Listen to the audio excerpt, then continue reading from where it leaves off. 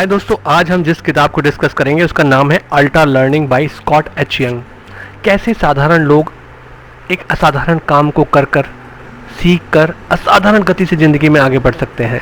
यही इस बुक का कंसेप्ट है कि सिंपल लोग अगर टफ चीज़ सीख लेते हैं तो वो स्पेशल कैसे बन जाते हैं और ढेर सारा पैसा और सफलता कैसे बनाते हैं। राइटर ये बात क्यों सिखा रहे हैं? क्योंकि वो खुद एक एंटरप्रेन्योर है, उनका पैशन है हर चीज़ में सेल्फ मास्टरी अचीव करना। तो वो कौन सी स्किल है जो आपको लगता है कि अगर आपने सीख ली तो आप रिच, फेमस और सफल बन जाएंगे? खुद करेंगे, थोड़ा सा टाइम तो लगता है और खुद को थोड़ा सा फिजिकली और मेंटली चैलेंज करना होता है, मतलब नॉर्मल कंफर्ट जोन से आपको बाहर निकलना होता है। तो सबसे पहली जो चीज़ सीखेंगे वो है मेटा लर्निंग, कि सीखो कि सीखना कैसे है। तो आप ये देखो कि आपको पहले जो चीज़ सीखनी है उसकी एक बड़ी तस्वीर देखो, एक ब्रॉड आइडिया बनाओ कि मुझे समझना क्या है, मतलब सीखना क्या है, उसमें क्या क्या चीज़ें हैं जो रटनी है और क्या तरीका हो सकता है।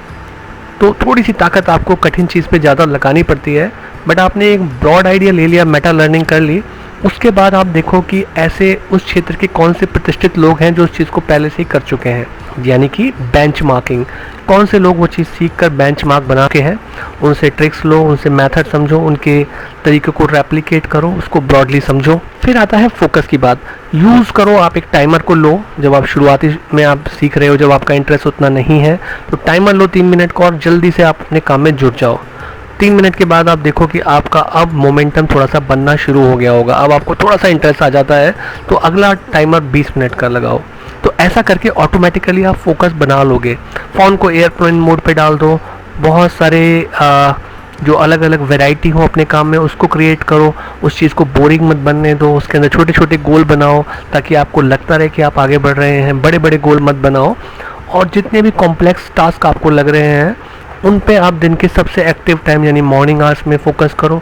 जो सिंपल टास्क हैं उनको आप इवनिंग में ऑफिस से आने के बाद या वर्क के बाद थोड़ी लेस कंसंट्रेशन और विल पावर होती है तब करें। फिर बात आती है डायरेक्ट लर्निंग की बात। ये एक बहुत इंपॉर्टेंट कंसेप्ट है जब आप गोल को लेकर सीखते हो। जैसे कि उदाहरण के तौर पर स्कूल में फ्रेंच लैंग्वेज सिखाई जाती है, तो लोग 2 साल भी फ्रेंच लैंग्वेज सीखते हैं पर वो फ्रेंच बोल नहीं पाते। पर अगर आप एक कोचिंग करोगे 3 महीने की तो उसके बाद आप फ्रेंच भाषा को बोल पाओगे।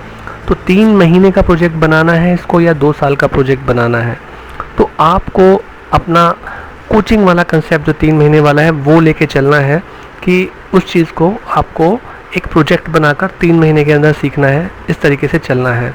अब इसमें एक बात आती है कि इसे बोलते हैं हम इमर्सिव लर्निंग अप्रोच। इमर्सिव का मतलब है कि आप उस चीज़ के अंदर चले जाओ जो चीज़ आप लर्निंग कर रहे हो। जैसे कि फ्रेंच भाषा की ही बात थी, तो आप सबसे बेस्ट तो आइडियल तो यही होगा कि आप फ्रेंच लोगों के साथ रहना शुरू कर दो, हो सकता है पेरिस में रहना शुरू कर दो। बट अगर कहीं से आपको ऑनलाइन फ्रेंच लोगों से बातचीत करने का मौका मिले तो वो करो आप। अगर जिसे हम बोलते हैं फ्लाइट सिमुलेटर मेथड, कि आप अगर फ़्लाइट नहीं उड़ा रहे हैं बट आप सिमुलेटर में वही सब चीज़ें करके देख रहे हैं, आप रियल लाइफ के अंदर नहीं कर पा रहे तो आप मशीन में करके देख रहे हैं, तो आप स्काइप से किसी फ्रेंच टीचर को आप हायर करो या किसी ऐसी वेबसाइट या ऐसी इंटरेक्टिव वेबसाइट को आप ज्वाइन करो जहाँ से आप वो एक्सपीरियंस सीधा ले सको। फिर बात आती है ड्रिलिंग की। किसी काम को करके सीखना, उसी काम को बार बार करना, वो सबसे इम्पॉर्टेंट चीज़ है उस पूरी स्किल को सीखने के लिए। अगर ड्रिलिंग नहीं करेंगे तो वो बिल्कुल खाने में नमक की तरह इम्पॉर्टेंट होती है, उसके बिना आपको मज़ा ही नहीं आएगा। जैसे आप अगर सपोज़ करिए कि अकाउंट सीख रहे हैं और आपको एक्सेल शीट बनानी ही नहीं आती तो अकाउंट सीखना बहुत डिफ़िकल्ट हो जाएगा। तो वो मोस्ट इम्पॉर्टेंट चीज़ को बार बार करके आप सीखिए, और जितना जल्दी सीख जाएंगे उतनी जल्दी आप ग्रोथ करेंगे। फिर एक चीज़ होती है टाइम स्लाइसिंग, कि जब आप उस काम में से सबसे इम्पॉर्टेंट चीज़ को एक तरफ निकाल देते हो और उसके अंदर आप ज़्यादा बार बार करते हो तो आपका पूरी लर्निंग पे बहुत अच्छा पकड़ आ जाता है। उसके अलावा कॉपी कैट मेथड होता है कि आप जो है उस स्किल को देखो कि जो दूसरे लोग कैसे करते हैं तो उसको नकल करना शुरू करो, कॉपी कैट करना शुरू करो, तो आप बेहतर बनते जाएंगे। उसके अलावा इस सब चीज़ों को जब आप याद करते जा रहे हैं, सीखते जा रहे हैं, तो आपने याद की है नहीं की कैसे पता लगेगा? एक तो रिवीजन करो, यानी रिव्यू करो, जो पढ़ा है उसको थोड़ा सा 2-3 बार बार रिवाइज़ करो। और उससे भी इम्पॉर्टेंट चीज़ होती है रिकॉल, यानी कि अपनी मेमोरी में खाली बैठ के सोचो कि भाई आप एक क्वेश्चन रेज कर दो कि अच्छा मैंने अगर ये सिचुएशन बनाई तो उसका क्या जवाब होगा। तो आपने एक सिचुएशन बनाई, उसका आंसर पूछा, तो अब अगर आपके ब्रेन से वो आंसर आ रहा है इसका मतलब आप रिकॉल कर पा रहे हैं। फिर फीडबैक लो आप।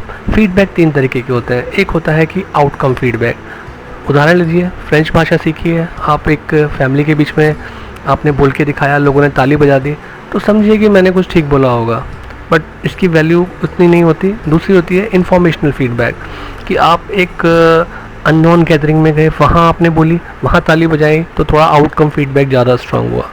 बट अगर उस गैदरिंग में, जहाँ अननोन गैदरिंग में आपने बोला और वहाँ लोग उठ के जाने लगे, इसका मतलब ये इन्फॉर्मेशनल फीडबैक आ रही है कि मैं सही से नहीं बोल रहा हूँ। और तीसरी फीडबैक होती है करेक्टिव फीडबैक, कि आपने बोला किसी प्रोफेशनल के सामने, टीचर के सामने, एक्सपर्ट के सामने, और उसने कहा कि नहीं नहीं ये गलतियाँ हैं, इनको आप ठीक कर लो। ये सबसे स्ट्रांग होती है करेक्टिव फीडबैक। इसी प्रकार से आप बार बार चीज़ों को स्पेस्ड रिपीटिशन सिस्टम में लेके आओ, कि चीज़ को बार बार आप रिवाइज करो फ्रिक्वेंटली, कि हफ्ते में एक बार कर ही लेना है। अपने आप को चैलेंज करो, अपनी मेमोरी को चैलेंज करो, उस चीज़ के बारे में आप बोलो कि अपने किसी छोटे भाई या बहन या किसी दोस्त को कि मैंने इतना पढ़ा है, मुझे इसमें से कहीं से भी आप कुछ भी पूछ लो, अगर मैंने सही आंसर नहीं किया तो मैं बदले में आपको ये चीज़ गिफ्ट में दूंगा। तो इससे आप अपने आप को चैलेंजिंग कर रहे हो, चैलेंज दे रहे हो।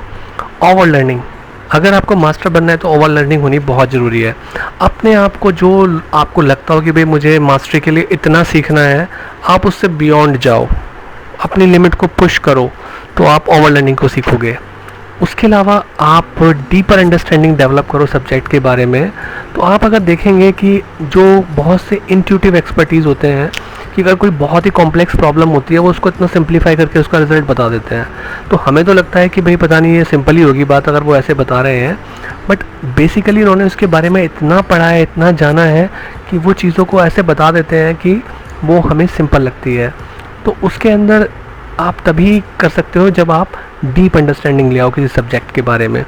आपको एम्ब्रेस करना होता है स्ट्रगल को, ताकि आप अच्छे से बड़े रास्ते से सीखो, जो लोगों ने पहले किया है, जिस रास्ते पे जाके उस स्किल को सीखा है, चाहे वो थोड़ी सी बड़ी हो, टाइम टेकिंग हो, बट आपको पता है कि ऐसा करके लोगों ने ये चीज़ सीखी है।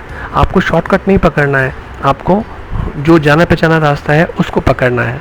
अगर आप किसी चैलेंज के सामने आते हैं कि भाई ये चैलेंज आया उस स्किल को सीखने में, तो हथियार नहीं डालने हैं, क्योंकि उसी के बाद आप असली स्किल सीख पाते हो। और जो जो एक्सपर्ट ने आपको आइडिया दिए हैं उन्हें खुद करके देखो, और जितना आप खुद करेंगे उतना अच्छा आप डीप अंडरस्टैंडिंग डेवलप करेंगे, इंट्यूटिव थिंकिंग डेवलप करेंगे।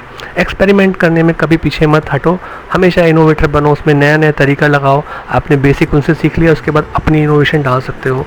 सो आई थिंक ये लर्निंग के लिए एक बहुत ही स्ट्रॉन्ग बुक है, और इनके सारे के सारे तरीके बहुत प्रैक्टिकल हैं। So please do read the book, like and subscribe mind of book.